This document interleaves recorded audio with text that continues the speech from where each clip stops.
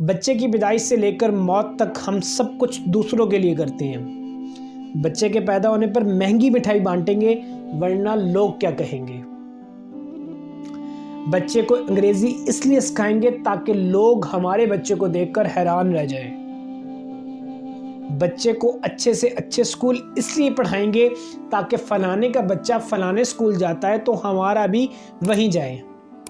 عورتیں جوتے، کپڑے، شاپنگ بیگ سب کچھ خریدتے وقت یہ سوچتی ہیں کہ فلانے سے زیادہ اچھی اور مہنگی ہو۔ شادی بیاہ دھوم دھام سے منائی جاتی ہے ورنہ لوگ کیا کہیں گے۔ حتیٰ کہ میت کا کھانا بھی اچھے سے اچھا ہو ورنہ برادری میں ناک کٹ جائے گی۔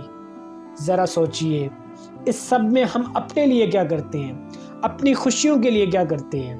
کیونکہ لوگ پوری زندگی کچھ کہیں یا نہ کہیں، آخر میں اتنا ضرور کہتے ہیں اِنَّ لِلَّهِ وَإِنَّا إِلَيْهِ رَاجِعُونَ۔